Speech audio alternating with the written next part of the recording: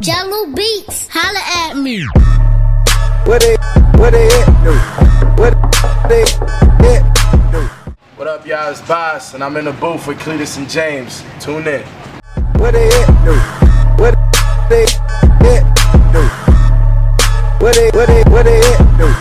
What they Talk, as you know, the barbershop is where most men learn everything and anything they need to learn about women, life, and social issues. That's facts. So you learn more in the barbershop than you do in the classroom. That is if we're being honest. If we really being honest. Yes, that's true. But before we go into that, we gotta introduce. We got a special guest also here on top of next in the booth with us right now. So go ahead, sir. Introduce yourself.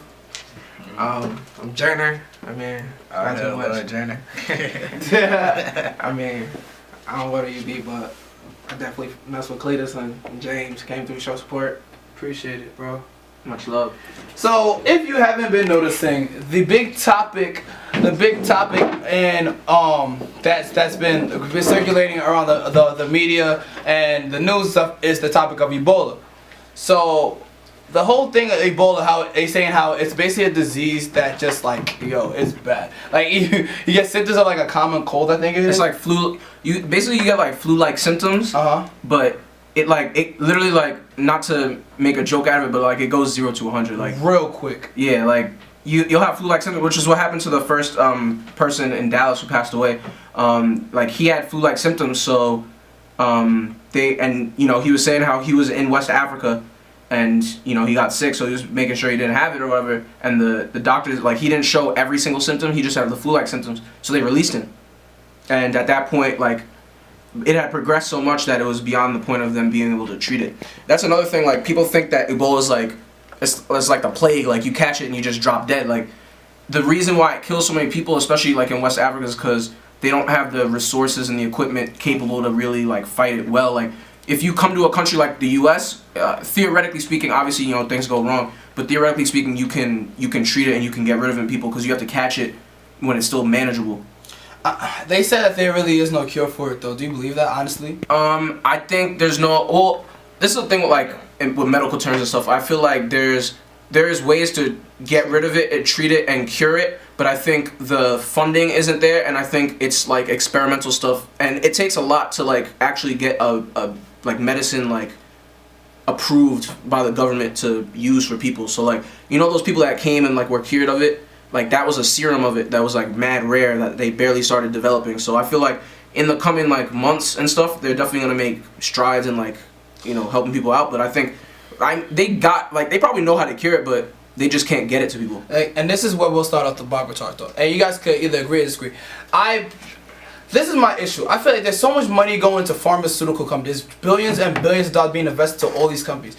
How could they not have a cure for Ebola when it was around at a time? You know what I mean? How can they not have a cure for like it makes no sense to me that there's you so make money treating it. Yeah, but this is what you gotta understand. And then you also gotta come to this conclusion, like, yo, do you really think the government and just people as a whole, like, they're not purposely trying to give out these cures? Because if you really think about it, if they cure all these illnesses for free, million and billion dollar industries, $1 trillion industries will go down in flames because then they're not making money anymore. So I honestly do believe that possibly there might be a cure for this Ebola. There might be a cure for HIV and AIDS and all these different diseases. But the idea is if they do give it out for free or give it out for cheap, then they lose money. So the whole idea of money over other lives, the whole idea of money over saving people. I mean, where do you guys feel about that? Like, let's say you was a person that's in charge of a major pharmaceutical company, and they want you to give it out for free, but then also you got to think about saying, imagine this is your family, and you need this and you can't afford it, but this is your family dying of a disease that they didn't purposely go out and seek. Like, I don't know, fellas, what do you guys think?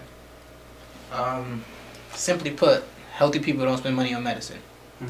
So, I mean, the pharmaceutical industry is a multi-trillion-dollar industry, and as long as they keep people sick and keep people spending money on medicine, the industry will stay alive. As simple as that. So, do you think it's right, or? No, it's not right at all. But It's life, though. yeah, it's life. Unfortunately, it's the country we live in, and as people that aren't part of the industry, there's probably nothing we can do about it at this moment in time. Yeah, I mean, I think they probably have a cure for it, but they probably just won't put it out. As far as they'll probably put more of the treatment out where it won't completely go away. So that way the person will come back. They make more money that way than trying to cure it. Maybe they're just sitting on the cure. They're just waiting for more people to catch it first. Like, I mean, the movie was corny, but it kind of made sense. Like, you saw the new Ninja Turtles movie? Mm-hmm. You know how the whole plan... Spoiler alert. If you didn't see it, spoilers. Cover your ears. But, like, the whole point, like, the reason the villain, like, his whole thing was, like, I created this disease that's going to kill off mad people, but before the fact, I have the cure for it. So I'm just spread it throughout New York City so mad people catch it. And once people start dropping, then I'm gonna release it, be like, yo, I have this cure all along, and I'm gonna make bank off of it. So maybe they're just waiting for more people to get sick, especially in America, because, I mean, as sad as this is to hear, like, I mean, people probably aren't really caring about what's happening, like, in Africa. Like, they care more if it's happening in, like, the US or, like, Britain, France, Germany. So I feel like if people start catching it, like, over here, and then, like, a lot of people have it, then it just so happens that, yo, look, there's this cure that, you know, we found lying around. It's like... Yeah. And it's really unfortunate. I feel bad for the librarians, like, mostly. Because it's like, they're, like, people are alienating a whole group of people and basically placing blame on a whole group of people for Ebola happening. Like, And, like they can stop that, like... Exactly. Like, they're like, oh, it came from Liberia. Like, oh, our librarians are bringing it to them. And I feel bad for them because in reality, it's not even like that. Like, it makes people sound like vermin, actually. Like, if you really think about it, like, you're making them sound like they're rats. Like, they're just carrying diseases like pigeons or something. Like they can't help carrying a disease. Like, people don't understand how diseases work. Like, we were talking about this earlier. They were saying how they're planning on maybe doing, like, some kind of border, like, closing down the borders, so, like, certain parts of Africa. So, like, if your passport's from there or whatever, you can't fly to the U.S. or something. Like, if you're flying out of there, you can't come to the U.S. Which, I mean, I understand why they're doing it, to stop, like, the spread of it, but, like, you can't just trap people and, like, especially if people need help and we can help. Like, I don't know. But then again, I don't really know the work that's involved with making all that stuff happen, so maybe it's a harder thing, you know what I mean? So I don't know. The only thing is, it's just crazy how how capital and money and all those things is so much more important than human life. You know what I mean? Like, because it don't affect them. If it started affecting the people that really were able to make those decisions, they switch it up. But like, same thing with the government. Same thing with donations with non-for-profit organizations. Like, a lot of people out here that won't support breast cancer until it's, well, maybe one of their family members passed away from breast cancer, and then they're the biggest breast cancer advocate you'll ever meet in your life. Well, that's another thing. People like make jokes about Ebola, but like a lot of people say, you know, because it's distant. You know what I mean? Like, it doesn't affect them, so they're gonna make jokes about it because it doesn't affect no one. Like the African man, like the man that raised from the dead. Yeah. Okay. First off, let me talk about that. I don't know who wrote that article because it was on like some fake like news site. But like, how do you? Because I mean, I'm on the spectrum. I'm not saying like I'm a journalist. I am a journalist, but I'm not gonna say like I'm some, you know, top of the league. Exactly. Brand, yeah. But what I'm saying is, like, as a journalist, like, how do you go through, like, you have to put in work to be a journalist. Like, how do you put in that work? You go to school, you do all this, and then your life comes to the point where you need to write fake articles about people returning to the dead. Like, that's, first off, that's mad disrespectful. You're making a joke out of someone, like, passing away, like dying from a deadly, violently. Like, people, like, Ebola, it's not like you just get sick and you just stop breathing, you're dead. Like, you hemorrhage, like, you have internal bleeding, like, your body shuts down. Like, it's a horrific way to die. So, like, to make fun of that and say people become zombies, like, right before Halloween, like, come on now. And you have to understand, like, the whole idea behind this is business. This is all for business. This is all for capital. The more people you get engaged, the more people are afraid, the more people are questioning what's going on, the more money you make, the more money these businesses make. You know what I'm saying? It's just unfortunate that this is the kind of company, like we've become so desensitized to how life was. It's either we're overly sensitive or like overly desensitized. And it's sad because it's like, damn, like this is the world that we're coming to live in, that everything's either a joke or everything's a crisis. What do y'all think?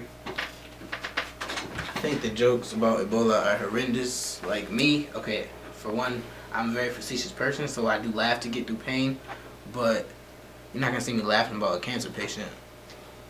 So I wouldn't laugh about somebody with Ebola or any other deadly disease. I think the jokes have just gone too far. I agree. Honestly, but like I said, we're about to come to a wrap of the show. Thank you guys for tuning in. We appreciate you. Like I said, make sure y'all keep it locked. We always have great stuff coming. Next week's gonna be even a better show. So really, next week we actually have an interesting show. Oh yeah.